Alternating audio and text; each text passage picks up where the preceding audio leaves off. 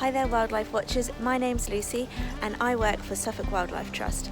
I'm here today in one of my favourite parks in the centre of the town where I live, and I'm going to be looking for all of the awesome wildlife that shares our parks with us, and I'm going to be giving you some top tips as to how you can find some too. So my first top tip is to remember that wildlife lives in a whole variety of different habitat types. So therefore, if you check as many different types as possible, you're more than likely to see a whole range of different wildlife. Those habitats might include trees, hedges and shrubs, piles of dead wood,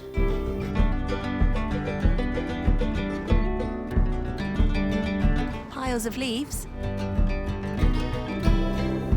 and don't forget to check down by water sources too. Right, come on, let's go and see what we can find.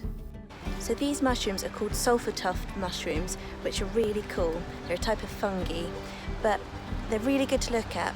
But a general rule of thumb, we quite often say, don't pick, don't lick, if not you'll be sick. Fungi really are best just to look at.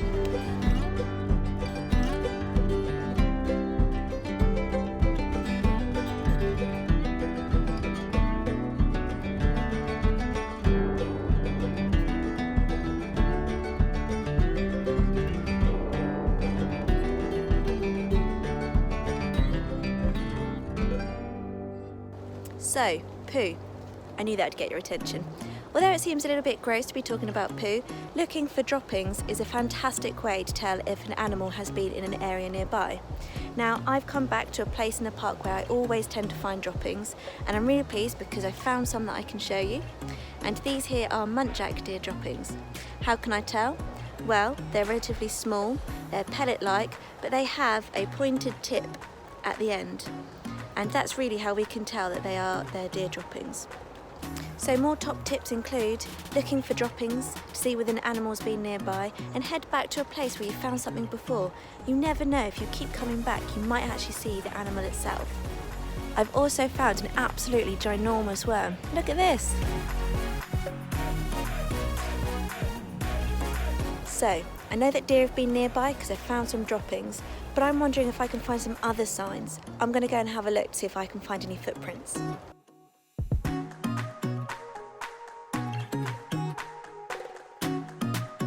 So I'm really pleased I found my deer prints. I know that it's a deer. They're hoof prints, they're pointed at one end and they're rounded at the other. It's the pointed end that shows me the direction of travel because that's the very tip of their toes, and the direction of travel the deer is going in is this way. Now, I might not actually see the deer itself, but it's still really fun to follow the tracks, and you never know, you might just be lucky enough to find the animal itself. Wish me luck! So, I found another clue that an animal has been nearby. I have found a pile of worm casts. So that's right, I am talking to you about poo again, but this time worm poo or worm casts. But it's good fun as you walk across a big patch of grass to see how many you can find. So for example, I wonder how many worm casts I can count walking all the way across there. So another top tip to find animals in your local park is to head towards a food source that you know that animals like. So for example, behind me there are lots of sweet chestnut trees, and I know that squirrels really like the sweet chestnuts, as do birds like jays. So if you head towards a place where you know that they're growing, you might just be able to find squirrels or jays foraging them.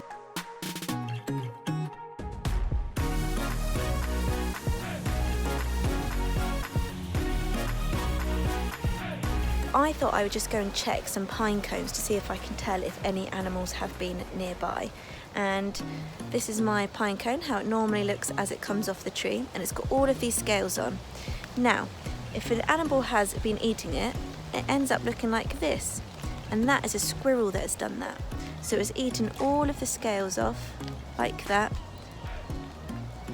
and that is evidence that a squirrel has eaten that for its tea.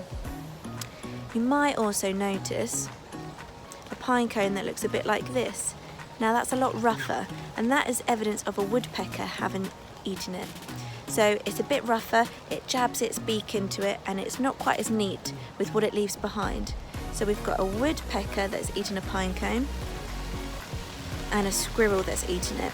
So again, you might not see the animal itself, but you can notice what it's left behind, so we know that they're here. Okay, I think that we should go and see if we can find a squirrel's dinner table now. Come on, let's go.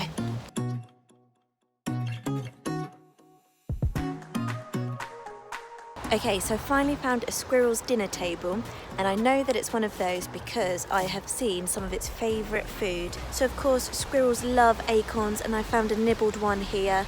And I've got some shells of some sweet chestnuts as well, and they're all together here in a pile on this tree stump.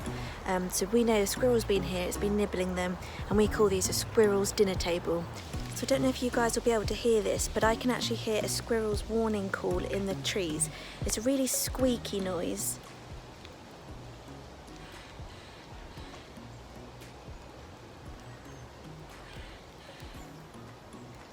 There it is. So that's a squirrel giving another animal, or perhaps another squirrel, a bit of a warning. So yeah, remember, keep your ears peeled as you go walking about, because you might just hear signs of animals, again, without seeing the actual animal itself. Well, wildlife watchers, that's all from me today. I've really enjoyed showing you the different ways that you can tell if there are animals in your local park. I really hope that you have fun going and exploring, and I hope that you get to see lots of signs of animals and some animals themselves as well. So from me, it's bye-bye, and I'll see you another time.